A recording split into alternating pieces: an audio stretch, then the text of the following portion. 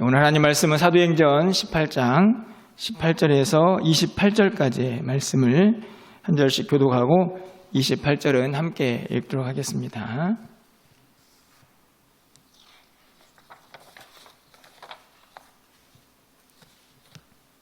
사도행전 18장 18절에서 28절 말씀입니다. 신약성경 219쪽에 있습니다. 한 절씩 교독하고 28절 함께 읽겠습니다. 바울은 더 여러 날 머물다가 형제들과 작별하고 배 타고 수리아로 떠나갈새 브리스길라와 아굴라도 함께 하더라. 바울이 일찍이 서원이 있었으므로 겐그레아에서 머리를 깎았더라.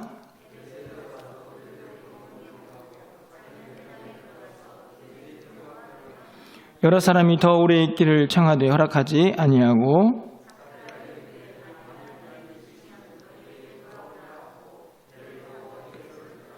가이사라에 상륙하여 올라가 교회의 안부를 물은 후에 안디옥으로 내려가서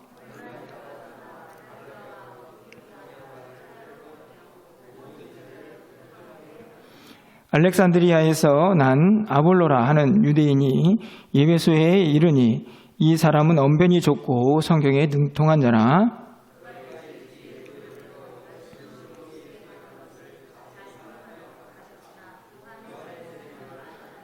그가 회당에서 담대히 말하기를 시작하거늘 브리스길라와 아굴라가 듣고 데려다가 하나님의 도를 더 정확하게 풀어 이르더라.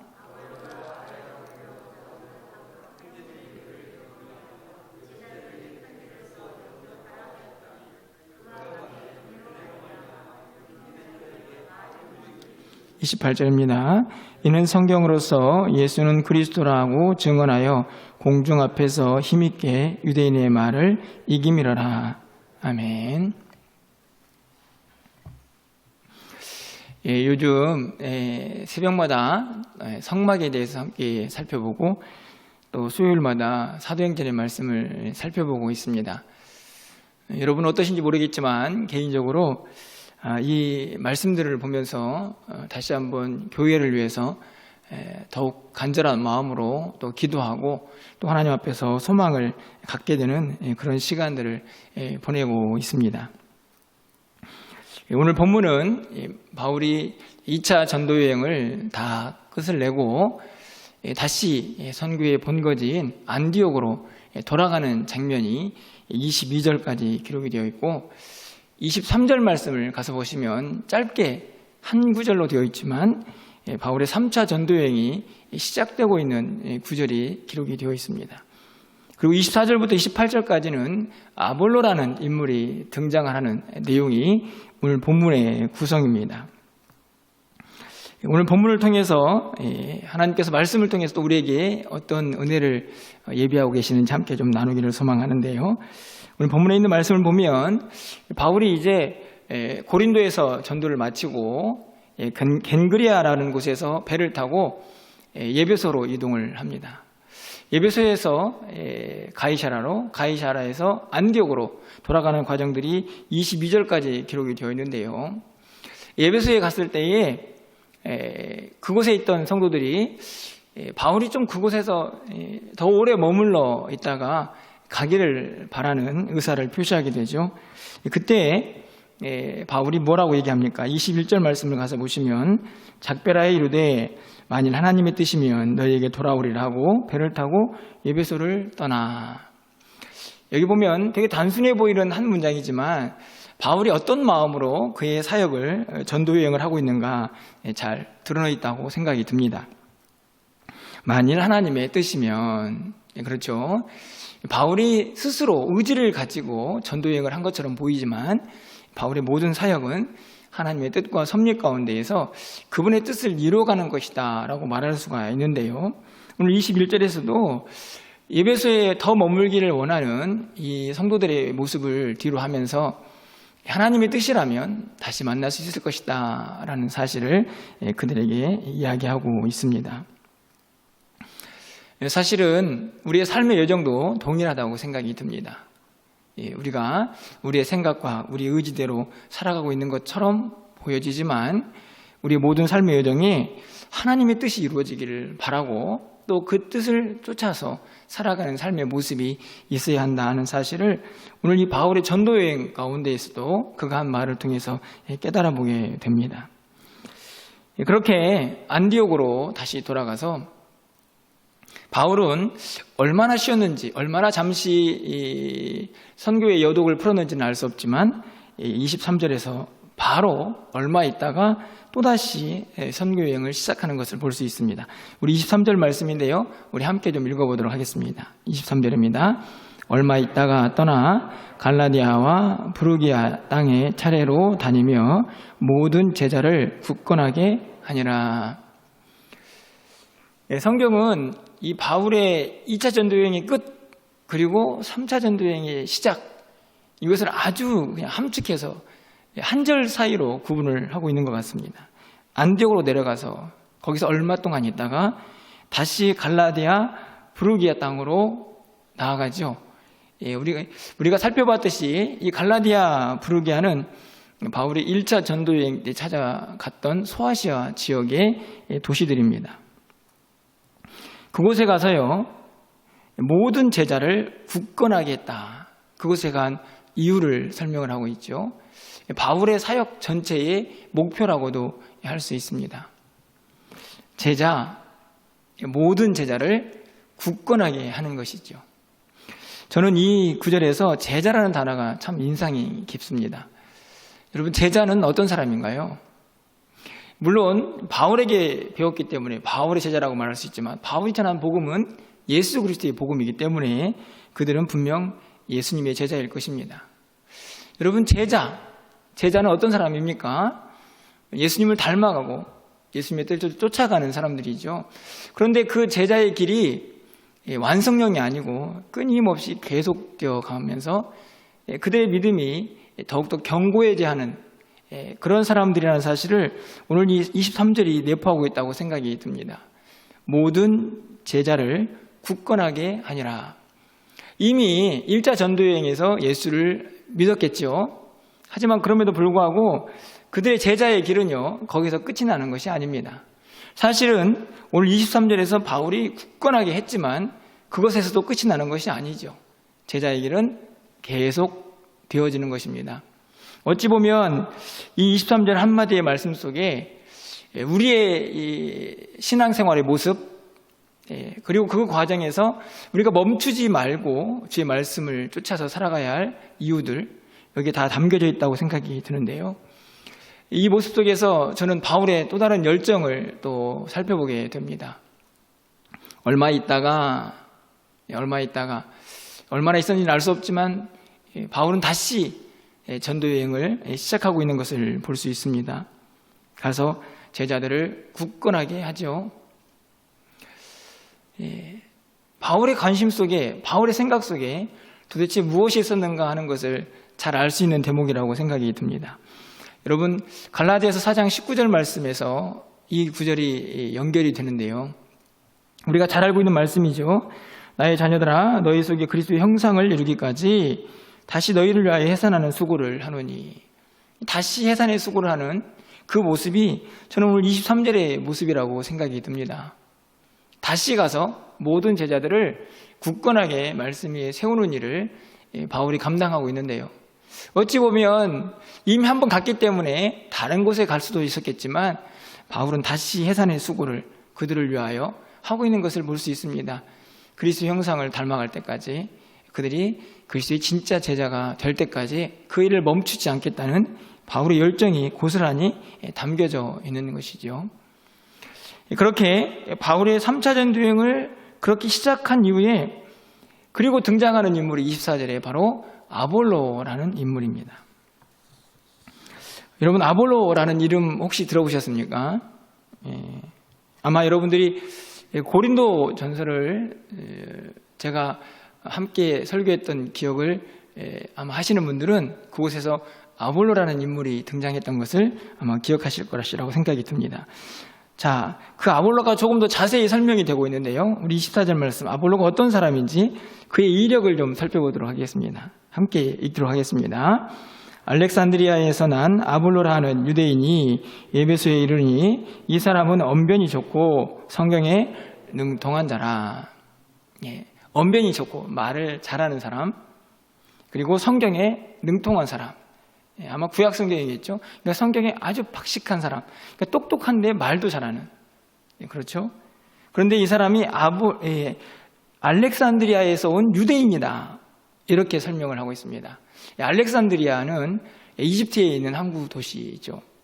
거기에서 온 유대인, 그리고 에베소에 와가지고 언변이 좋은 성경에 능통한 자, 이렇게 이야기를 하고 있습니다. 25절 말씀을 좀 가서 보시면요, 그가 일찍이 주의 도를 배워 열심으로 예수에 관한 것을 자세히 말하며 가르치나 요한의 세례만 알 따름이라. 여기 보면 일찍이 주의 도를 배웠습니다. 예수 그리스도에 대한 아마 복음을 전해 들은 것 같습니다. 그런데 그래서 열심히 가르치기도 했지만 이 아볼로에게는 한 가지 미완성된 부분이 있습니다. 바로 성령 세례는 알지 못하고 요한의 세례만 알 따름이다 라고 기록을 하고 있습니다. 여러분, 아볼로가 얼마나 똑똑한 사람이었을까, 이런 생각이 좀 들지 않습니까? 성령에 능통하고, 그리고 예수 그리스도의 도를 일찍이 배우고, 게다가 언변도 좋았다, 이런 이야기를 하는데 얼마나 똑똑한 사람이었을까라는 생각을 갖게 되는데요. 이 아볼로라는 사람의 이 지적 능력이라고 할까요? 그가 가지고 있는 이 학문적 지식이 어느 정도였을까를 생각하게 하는, 추측하게 하는 단어가 바로 알렉산드리아라는 단어입니다. 그 당시 알렉산드리아라는 도시는 이집트에 있었지만 로마에서 제2의 도시라고 할 만큼 아주 발달한 그런 도시였습니다. 그래서 도서관도 아주 큰 도서관이 있었고 박물관도 굉장히 큰 박물관이 있는 도시였다고 합니다. 당연히 상업이 발달했고 거기에 많은 학자들이 모여서 학문을 의논하고 또 자기 의견을 펴는 학문의 중심지가 바로 알렉산드리아라고 그렇게 알려져 있습니다.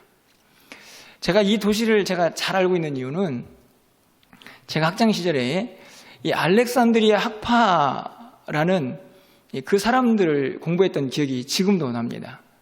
다시 말하면 거기에 얼마나 학풍이 강했던지, 거기에서 모여서 자기의 학설을 주장하는 유대 철학자들이 굉장히 많이 있었습니다.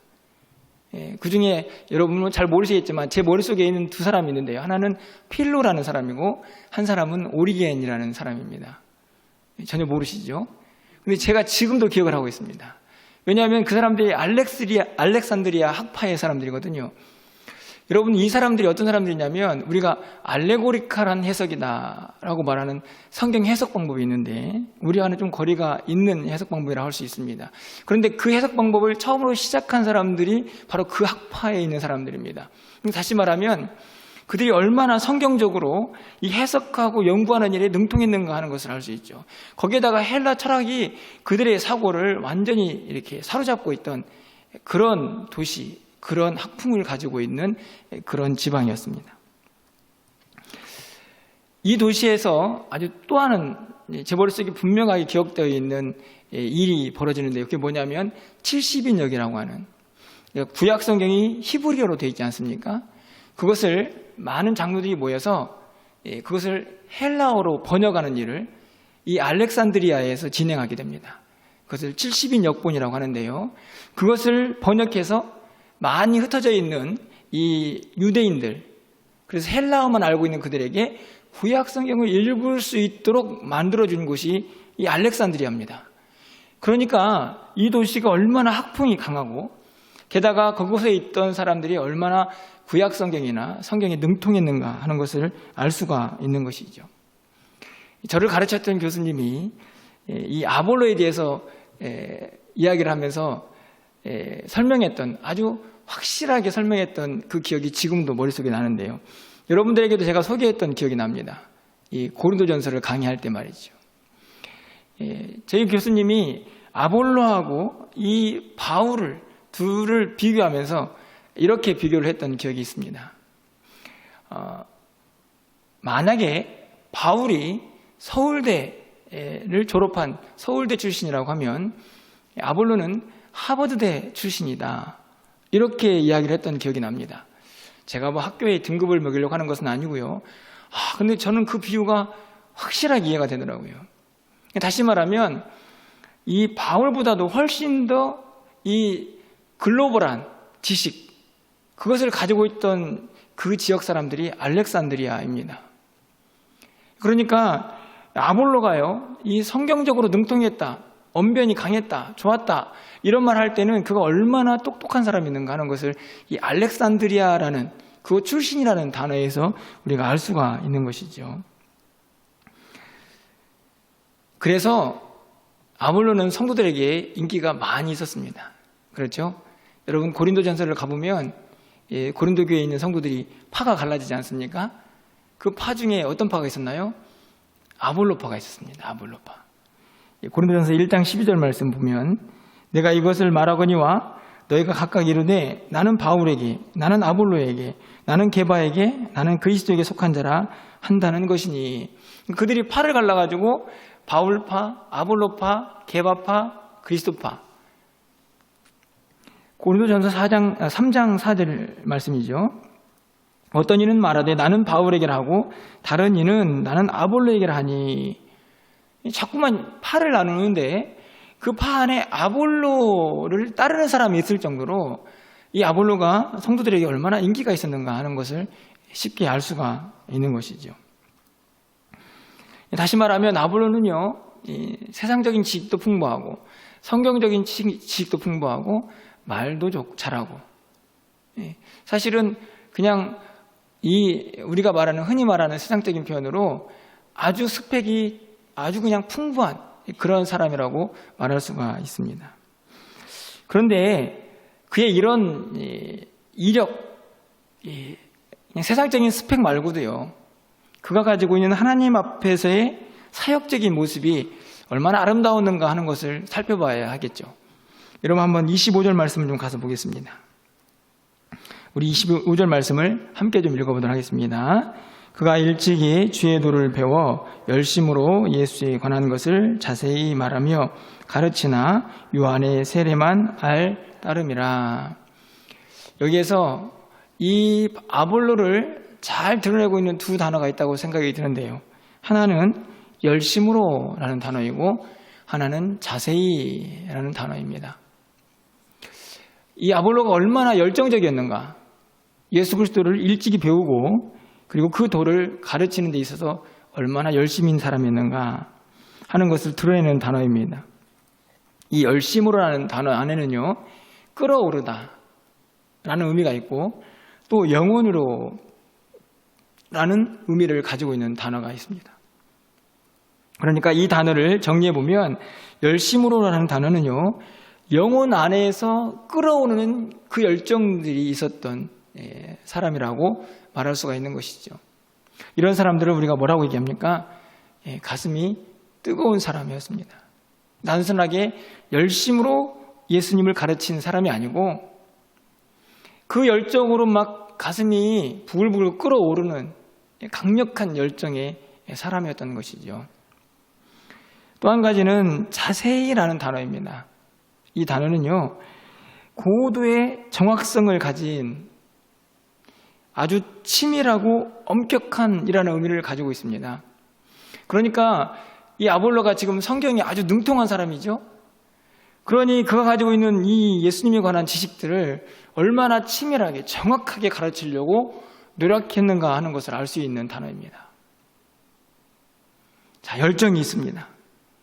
그리고 그리스도에 관해서 알고 있는 지식을 한 채 오차도 없이 정확하게 가르치고 싶은 뜨거움이 그리고 치밀함이 그 안에 있었다 하는 사실을 가르쳐주죠.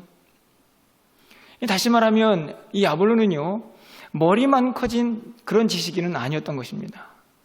그가 알고 있는 것을 또 누군가에게 가르치는 구체적인 삶이 있는 그런 믿음의 사람이었던 것을 우리가 알 수 있는 것이죠. 그래서 그의 열정이 더 아름답게 보인다라고 생각이 듭니다. 단순하게요, 학문적 탐구열. 그래서 그래, 내가 지금 구약성경도 해박한데 예수님에 대해서도 더 많이 알아야지, 이렇게 해가지고 막 그것에 대해서 열정만 내는 사람이 아니었습니다. 그렇게 뜨겁게 열정적으로 배웠지만 그 배운 것을 또 누군가에게 뜨겁게 가르칠 수 있는 그 마음이 열려있는 사람이었던 것이죠. 여러분 어떠신가요? 이 열심으로라는 단어가 보여주고 있는 것처럼 우리 안에 열정이 좀 있습니까? 어떠신가요? 우리의 영혼이 좀 끓어오르는 그런 열정들이 우리 안에 존재하고 있는지요? 저 자신도 이렇게 설교를 하고 있지만 이 단어 앞에서 매우 부끄러운 마음을 갖게 됩니다. 뜨거움. 사실은 복음은 한 사람의 영혼을 뜨겁게 하죠. 특별히 그것을 전하고 싶어하고 그것을 가르치고 싶어하는 뜨거운 마음을 갖게 합니다. 그런데 우리는 점점 그 열정들이 어찌된 일인지 식어져 가고 우리의 모습들 가운데에 이 열정보다는 그냥 좀 싸늘한 우리의 모습들이 종종 보여질 때가 있지는 않습니까? 오늘 이 아볼로라는 인물을 통해서 우리가 먼저 좀 깨닫고 또 도전을 받고 싶은 것은 하나님 우리에게도 이런 뜨거운 열정들, 우리의 영혼이 좀 말씀으로 복음의 열정으로 좀 부글부글 끓어오를 수 있는 그런 열정들을 회복시켜달라고 하는 그런 간절한 마음의 기도가 소망들이 일어날 수 있기를 이 저녁에 간절히 좀 기도하게 됩니다. 두 번째로는 이 아볼로는 겸손한 사람이었던 것 같습니다. 아볼로에게는요, 그가 성경에 능통했고 예수에 대해서 알고 있었지만 한 가지 약점이라고 할 수 있는 것이 있었죠. 여러분 부족함입니다. 25절 하반절 말씀이죠. 요한의 세례만 알 따름이라. 다시 말하면 예수 그리스도를 통한 성령의 세례, 그 성령의 세례를 경험하지 못한 한계를 이 아볼로가 가지고 있었던 것이죠. 예수님에 대해서 알고 있었지만 실제적으로 어찌 보면 불완전한 복음을 그가 알고 있었다라고 말할 수 있습니다. 그런 그에게 누가 다가옵니까? 26절 말씀을 가서 보시면요. 그가 회당에서 담대히 말하기 시작하거늘 브리스길라와 아굴라가 듣고 데려다가 하나님의 도를 더 정확하게 풀어 이르더라. 그가 회당에서 열심히 가르치고 있는 그 모습을 보고 그것을 듣고 있던 브리스길라와 아굴라가 이 아볼로를 데려다가 하나님의 도를 더 정확하게 풀어서 가르쳐 줬습니다. 참 재미난 것은요, 여기 보면 더 정확하게라는 말이 나오죠. 더 정확하게. 이것은 앞에서 살펴봤던 자세히라는 단어의 똑같은 의미를 가지고 있는 단어입니다. 그러니까 지금 아볼로도요, 정말 치밀한 그런 성경 지식을 가지고 있는 사람이죠. 예수에 관해서도요. 그런데 그거보다 더 정확하게 이 브리스길라와 아굴라가 이 아볼로를 데려다가 가르쳤던 겁니다. 왜요?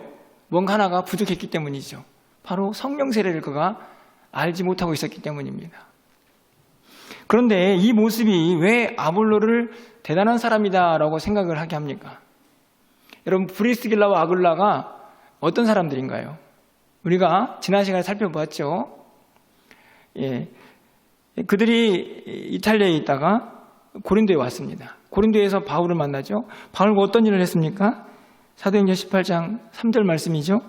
생업이 같음으로 함께 살며 일을 하니 그 생업은 천막을 만드는 것이더라. 텐트 메이커라고 하죠. 천막 만드는 사람. 물론 사실 직업에 귀천이 없죠. 하지만 지금 현재 이들이 가지고 있는 직업과 아볼로가 가지고 있는 그 학문적 지식이나 그의 위치를 생각해 보면 사실은 많은 격차가 있다고 볼 수 있습니다. 그럼에도 불구하고 이 브리스길라와 아굴라가 아볼로를 데리고 가서 더 정확하게 그가 알고 있는 그 자세한 성경 지식보다 더 정확한 하나님의 도를 풀어서 가르치는데요. 그것을 아볼로가 받아들입니다. 여러분, 사실은 쉬운 일이 아닙니다. 여러분, 공부 좀 하는 사람들은요, 뭐라고 해야 할까요? 학자적 자긍심이라고 해야 되나요? 아니면 학자적 고집이라고 해야 되나요? 여러분, 교수님들조차도요, 자기가 배운 학문을 틀렸다라고 말하면요, 굉장히 노여워합니다.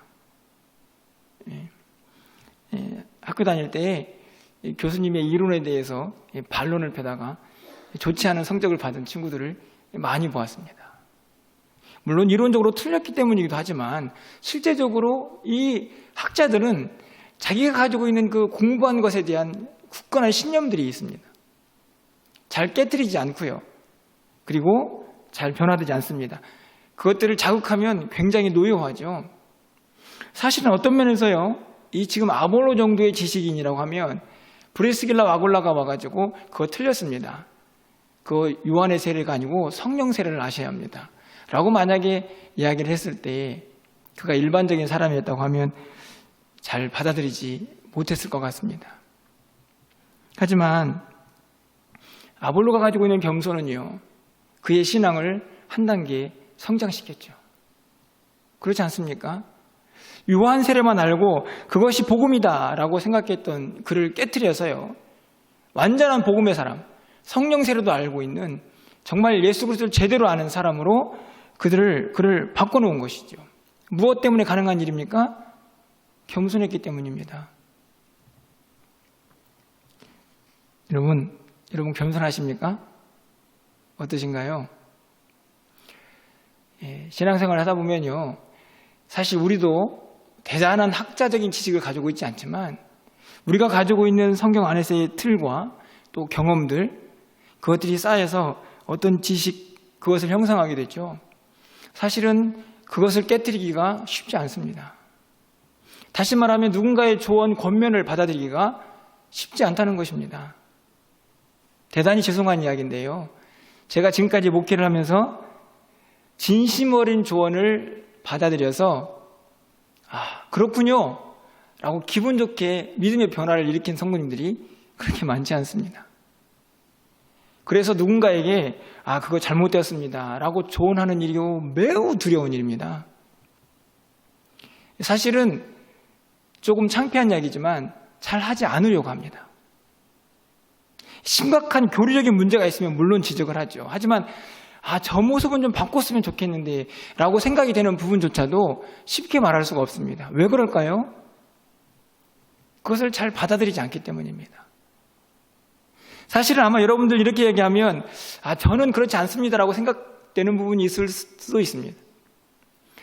아볼로처럼 제가 놀라운 성경적 지식으로 무장한 사람도 아니니까요. 그런데요, 여러분, 우리의 모습을 잘 보셔야 합니다. 정말 누군가의 조언,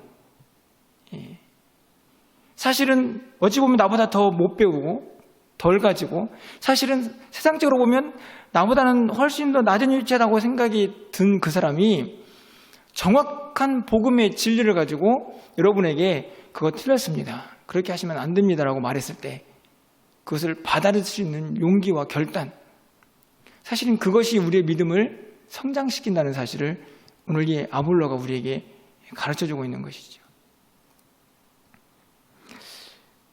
교만은요, 우리의 믿음의 성장을 방해합니다. 여러분들이 좀 이 부분에서 자신의 모습을 좀 잘 돌아보시면서 좀 마음의 문을 활짝 열시고, 누군가가 여러분에게 조심스럽게 어떤 신앙의 권면을 할 때에 지가 뭔데 이렇게 생각하지 마시고, 정말 내가 그런 모습이 있나? 내 안에 그런 복음과는 좀 거리가 있는 신앙의 모습들이 있나? 좀 곰곰이 돌아보시면서 자신을 점검할 수 있는 그런 좀 열린 마음, 넉넉한 마음이 우리에게 있으면 얼마나 좋을까 하는 생각을 이 아볼로의 겸손을 통해서 다시 한번 깨달아 보게 됩니다.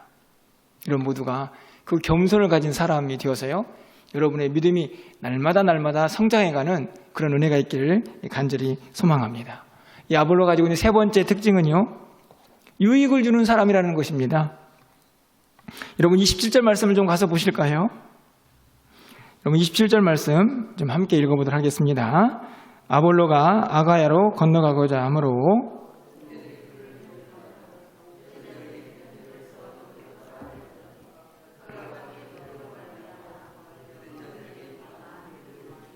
아멘. 자, 이제 에베소에서 브리스길라와 아굴라를 통해서 온전한 복음을 듣게 된 이 아볼로는 이제 아가야로 가야겠다라고 그 성도들에게 이야기합니다. 그랬더니 성도들이 편지를 쓰고 격려하면서 그쪽에 있는 이 제자들에게, 성도들에게 지금 아볼로가 가니까 잘 영접해라, 아마 이렇게 편지를 써준 것 같습니다. 그렇게 해서 아가야에 도착을 했습니다. 그곳에서 그의 사역이 어땠습니까? 자, 여기 보시면 은혜로 말미암아 믿은 자들에게 많은 유익을 주니. 은혜로 말미암아 믿은 사람들, 당연하죠. 성도들입니다. 그들의 믿음이 어떻게 시작됐는가 하는 것을 이야기하는 설명이죠.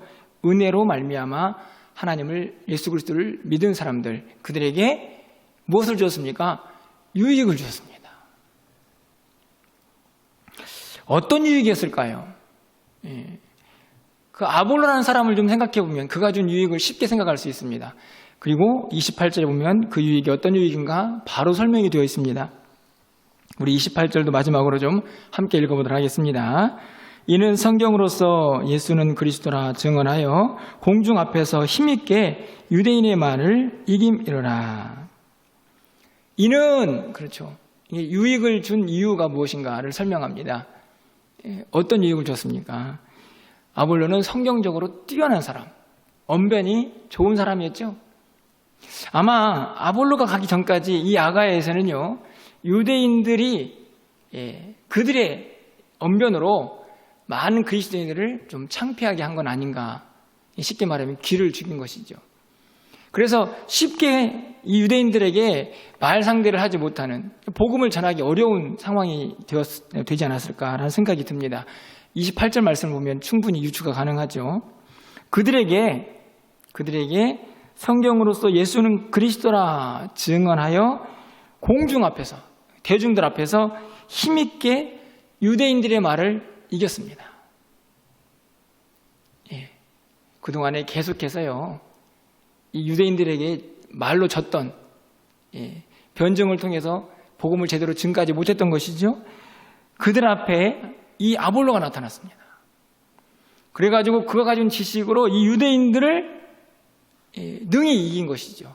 야, 이 아가야에 있던 성도들이 얼마나 힘이 났겠습니까? 얼마나 기뻤겠습니까? 그들에게 준 유익이죠.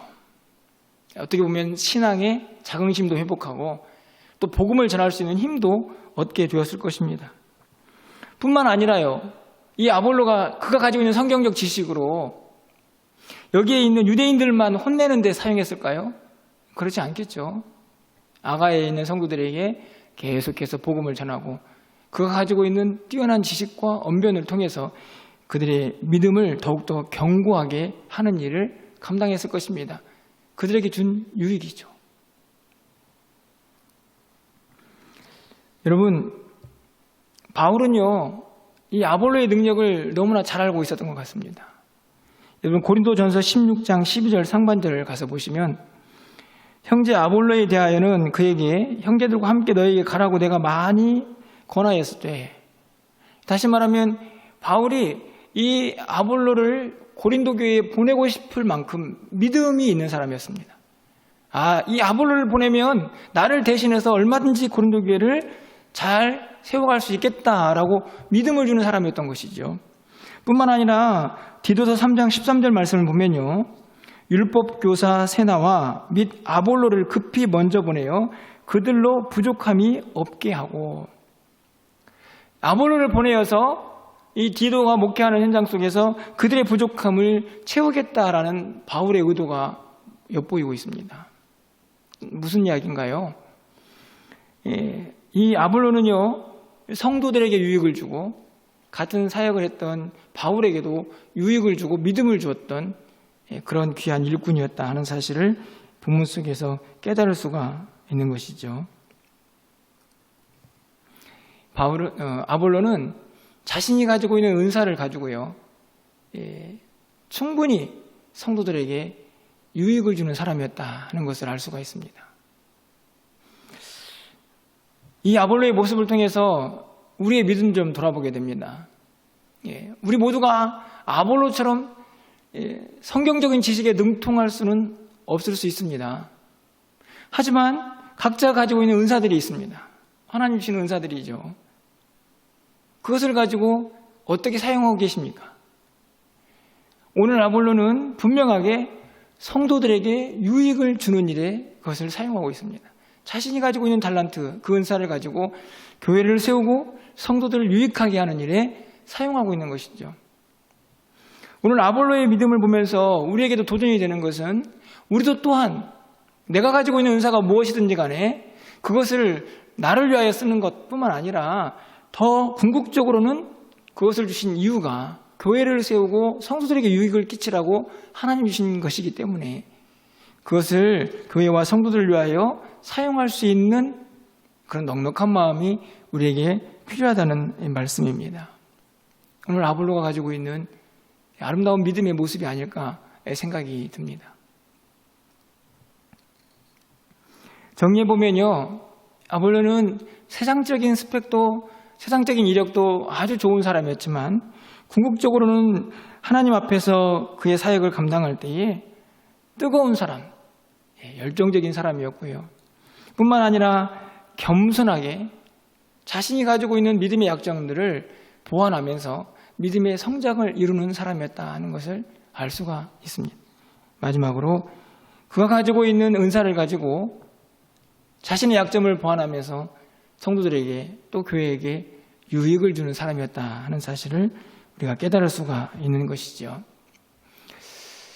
오늘 이 말씀들을 통해서 저는 우리의 신앙생활에서 오늘 꼭 필요한 두 가지를 좀 생각해 봅니다. 오늘 아볼로를 소개하고 있는 이 문장 속에서요, 우리의 신앙생활 속에서 반드시 필요한 두 가지 단어를 좀 붙잡아 보려고 하는데요. 그것은 뭐냐면 첫 번째로 은혜로라는 단어입니다. 여러분 27절 하반절 말씀이죠. 은혜로 말미암아 믿은 자들. 여러분 우리는 어떤 사람들입니까? 예수 그리스도를 믿는 사람들이죠. 맞습니까? 믿는 사람들이죠. 그런데 어떻게 그 믿음을 가졌습니까? 은혜로. 그렇죠. 은혜로 말미암아 믿는 자들이 바로 아가야에 있는 성도들만이 아니고 바로 우리들을 가리키는 말입니다. 우리가 은혜로 구원을 받고 은혜로 믿음을 가진 사람들이죠. 여러분 믿음을 가진 사람들, 그것이 은혜에서 온 것이다라고 확신하는 사람들은요, 어떻게 살아야 할까요?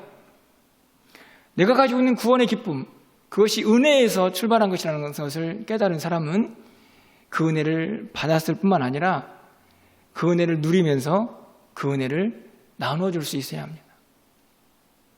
아볼로도 바울도 사실은 그들이 그 믿음, 그 은혜를, 그 은사들을 다 은혜로 받았죠. 그래서 그것을 누군가를 위해서 막 나누어주는 일에 열심을 내고 있는 사람들이 아닙니까? 우리도 마찬가지입니다. 우리가 은혜로 구원을 받았고 은혜로 믿는 자들이 되었다는 사실을 분명하게 고백하고 있다고 하면 여러분 그 은혜로 감사하고 그 은혜를 나누면서 살아가는 사람들이 될 수 있어야 한다는 말씀이죠. 사실은 오늘 저녁에 여러분들하고 찬양을 한 곡 불러보고 싶었는데요. 제가 최근에 자꾸 듣고 있는 찬양입니다. 그런데 영 연습이 부족해가지고 나중에 기회가 되면 다른 목사님들한테 좀 불러보라고 이야기를 했는데요. 은혜라는 찬양이에요. 부르지는 못하지만 여러분에게 가사를 좀 보여드리려고 합니다. 1절 가사를 보면 내가 누려왔던 모든 것들이, 내가 지나왔던 모든 시간이, 내가 걸어왔던 모든 순간이 당연한 것 아니라 은혜였소. 이게 1절의 가사의 한 부분입니다. 당연한 것 아니고요, 은혜였소. 믿으십니까? 2절 가사를 보시면요, 내가 하나님의 자녀로 살며 오늘 찬양하고 예배하는 삶, 복음을 전할 수 있는 축복이 당연한 것이 아니라 은혜였소. 믿으십니까? 은혜라니까요, 은혜. 여러분들이 지금 이 자리에 나와가지고 찬양하고 예배하는 거요? 당연한 거 아닙니다. 은혜라고요, 은혜. 후렴 가사에 보면요, 모든 것이 은혜, 은혜, 은혜, 한없는 은혜, 내 삶에 당연한 것 하나도 없었던 것을 모든 것이 은혜, 은혜였소. 이 찬양의 가사의 핵심이 뭔가요? 그 은혜, 이 은혜를 알려면 어떤 생각의 전환이 필요합니까? 내가 당연하다고 생각했던 것이 당연한 게 아니었구나라고 생각하셔야 됩니다. 그러면 은혜가 떠오르죠. 여러분, 오늘 하루 호흡을 하고 여러분이 하루 일과를 보냈습니다. 당연하지 뭐. 그렇게 생각하는 사람은 절대로 은혜를 깨달을 수 없습니다. 저는 오늘도 어제부터 제가 간절히 기도했던 기도 제목이 하나 있습니다. 뭐 다 여러분에게 말씀드릴 수는 없지만, 그리고 이 설교를 하고 들어오기 전에, 예배를 드리기 전에 그 기도의 응답을 받았습니다. 또 은혜죠. 은혜. 그냥 아무렇지도 않게 그냥 보내버린 시간들, 당연해 라고 생각하면 절대로 은혜를 깨달을 수 없습니다. 그 당연하게 보이는 것들이 진짜 은혜였구나 깨달으면요, 감사하지 않을 수가 없고요. 그리고 그 감사하는 마음을 표현하게 되고 그 은혜를 누군가에게 나눠주고 싶게 되는 것이죠. 오늘 은혜로 말미암아 믿은 자들, 저는 이 표현 하나에서 우리가 도대체 이 세상을 어떻게 살고 있는지, 어떻게 살아야 할지를 다시 한번 결단해 보게 됩니다. 제가 오늘 아침에 혹시 드렸던 새벽 기도에 참여하셨던 분들 기억이 나십니까? 자원을 하든, 그리고 하나님의 명령에 순종해서 의무로 어떤 일을 행하든지 간에 그 밑바탕에는 뭐가 있어야 한다고 말씀드렸나요? 은혜가 있어야 한다. 자원하는 사람도 은혜가 있어야 하고, 내가 목사이기 때문에 이런 일을 해야지, 내가 장로이니까, 내가 집사니까, 내가 권사니까 이런 일을 해야지, 그거 의무죠. 그런데 그 일들을 감당할 때에도 무엇이 밑에 있어야 됩니까? 은혜가 있어야죠. 은혜. 하나님 제 주신 은혜, 내가 은혜 때문에 감사함으로 이 일을 합니다. 그렇게 하루하루를 살아가는 사람에게 얼마나 기쁨이 넘쳐날까요? 여러분, 그 마음속에 오늘 이 야불로 가지고 있는 열정들이 생겨나지 않겠습니까? 감사가 넘쳐나지 않겠습니까? 그 은혜를 나누고 주고 싶은 마음들이 생겨나지 않을까요? 두 번째, 여러분에게 오늘 본문에서 꼭 붙잡기를 소망하는 단어는 성경으로 라는 단어입니다. 여러분 28절 상반절 말씀을 가서 보시면 이는 성경으로서, 예수 그리스도에 관해서 담대하게 증거하는 것도요, 그냥 자기가 알고 있는 지식에서 그런 게 아니고 말씀 안에서 그 지식을 깨달은 것이죠. 여러분, 오늘 아볼로는 성경으로 유대인들을 이겼습니다. 저는요, 이 삶을 그대로 우리의 모습에 적용해 보면 이 세상을 무엇으로 우리가 이길 수 있습니까? 말씀으로 이기는 것이죠. 복음으로 이기는 것입니다. 나를 세상 속에서 애매모호한 사고방식으로 끌고 가는 그 힘에서 건져내는 힘도 말씀에 있고, 사실은 말씀을 계속 보면 이 은혜에서 멀어지려고 하는 우리도 붙잡아주죠. 왜냐하면 말씀 속에 예수 그리스도의 그 십자가의 은혜가 가득 담겨져 있고, 하나님께서 우리를 향하여 어떤 말씀을 하시는지 은혜가 가득 담겨져 있지 않습니까? 그러니까 결국 은혜로 살고 싶은 사람도 말씀과 함께 해야 되는 것이죠. 그래서 제가 오늘 여러분에게 꼭 두 가지를 설명을 드리는 겁니다. 은혜로, 성경으로, 말씀으로. 여러분, 이 두 가지를 좀 여러분이 꼭 기억하시면서, 오늘 이 본문에서 많은 이야기를 했지만 여러분이 이것을 기억하고 또 우리의 또 이 제자의 길, 하나님 앞에 가는 그 순간까지 계속되어야 할 이 길을 좀 승리하면서 담대하게 좀 잘 걸어갈 수 있는 우리 모두가 되었으면 좋겠습니다. 여러분, 말씀을 맺으면서요, 왜 성경은 이 바울의 3차 전도 여행을 시작하면서 이 바울의 위대한 사역을 증가하기 전에 아볼로라는 인물을 이 속에 딱 집어넣었을까요? 여러분, 왜 그랬을까요? 분명히 23절은 3차 전도 여행이 시작이 됐습니다. 그리고 바울의 이야기가 19장부터 나오죠. 그런데 그 사이에다가 아볼로를 왜 집어넣었을까요? 그건 여러분이 생각하는 것과 동일합니다. 뭐냐면 아볼로도 하나님의 귀한 일꾼이고 바울도 귀한 일꾼입니다.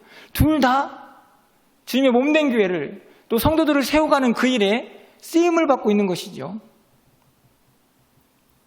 저는 간절히 바라기는요, 우리의 삶에 도대체 하나님이 기뻐하시는 삶은 무엇일까라고 생각해 볼 때에 오늘 우리도 주님의 몸된 교회를 위해서, 성도들을 위해서 쓰임받는 사람들이 되어야 한다는 사실입니다. 우리 헌신과 섬김을 통해서 주님의 몸된 교회가 더욱더 든든히 세워져 가는 일에 우리가 쓰임을 받아야 한다는 것이죠. 그러기 위해서는 오늘 아볼로처럼요, 우리 안에 좀 믿음의 열정들이 있었으면 좋겠고요. 그리고 또 겸손한 마음으로 우리의 신앙적인 이 부족함들을 채우고 성장시킬 수 있는 그런 넉넉한 마음들이 좀 있었으면 좋겠고, 뿐만 아니라 그것을 통해서 많은 사람들에게 유익을 주는 그런 신앙생활이 되었으면 좋겠습니다. 그리고 그 모든 것들 안에 은혜입니다. 은혜 때문입니다 라고 고백할 수 있는 저와 여러분이 되시기를 주님의 이름으로 축원합니다.